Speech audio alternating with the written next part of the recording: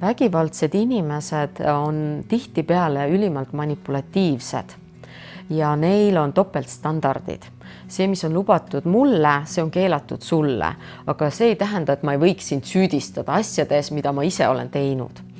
Tihtipeale nad võivad ennast näidata ise ohvrina ja rääkida, kui raske neil tegelikult on, ja nad võivad ka teistele presenteerida siis, et vaadake, kuidas ta näägutab ja kuidas ta mulle liiga teeb. Ja luua sellise nagu kuvandi ümbritsevatele, et asjad on tegelikult nagu vastupidi, kui nad on. Ja kui ta on niisugune hea seltskonna lõvi, keda nad tihtipeale nagu nad ongi, niisugune semu ja lahe sell, siis keegi ei pruugigi arvata, et seal taga võiks olla mingi lähisuhte vägivalla dünaamika. Et vägivald on üldiselt, on märgatud, et ta on nagu tsükliline. Et see esimene faas on pinge ülesehitamise faas ja see hakkab niimoodi vaikselt kerima. Perekond tunneb, et midagi on pahasti, midagi on viltu, tunnetatakse niisugust ärritust õhus, stressitase on laes, see on nagu paks õhk, mida justkui saaks katsuda. Uksed käivad pauguga, sahtlid lükatakse valjusti kinni, rusikaga lüüakse vastu lauda või on vaikus. Näiteks on päevi vaikus, midagi ei räägita. Ja siis kõik tegelikult pereliikmed tajuvad, et ühel hetkel see pinge peab kuskil vallanduma ja siis midagi juhtubki. Mustris on siis see, et pinge kuhjub, siis toimub pauk ja pärast seda toimub nagu jälle rahunemise faas või siis öeldakse ka mesinädalate faas, et mõned inimesed tulevad siis kas kommikarbiga või lilledega ja lubavad, et mitte kunagi enam seda ei juhtu ja lähme reisile ja teeme uued mesinädalad ja teeme uue lapse ja kõik saab jälle korda. Aga väga paljude vägivaldsete inimeste puhul on märgatud, et nad ei vabanda ka mitte kunagi, sest nad ei leia, et nad midagi oleks valesti teinud.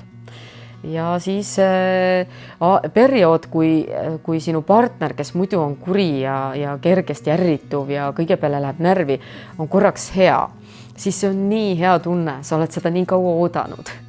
Ja pärast pinget veel eriti on niisugune nagu tohutu kergendus.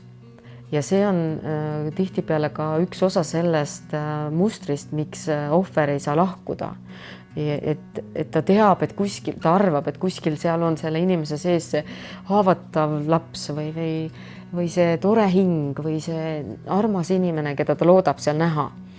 Ja siis selleks hetkeks ta korra näeb seda ja talle antakse kõik lootused ja järgmisel hetkel hakkab uuesti pinge kruvima. Mida vähem on seda head perioodi, seda kauemaks ohvrid jäävad.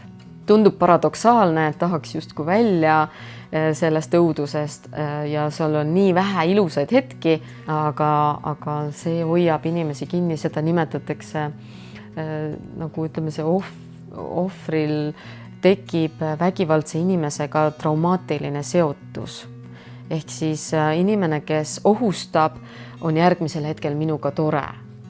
Ja see on nii võimas asi meie psüühika jaoks, et mitte keegi meist ei ole selle eest kaitstud. Vägivallast väljumine on väga keeruline protsess ja need, kes sellega hakkama saavad, need on väga tugevad inimesed tegelikult lõpuks, kes sealt läbi tulevad.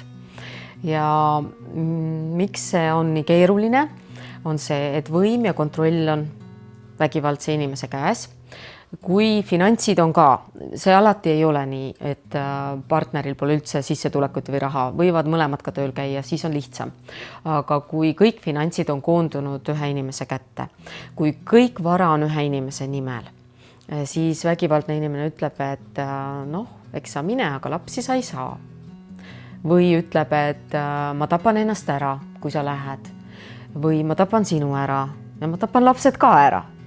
Ehk siis niisugused erinevaid nagu manipuleerimise viise kasutatakse selleks, et sa lahkuda ei saa.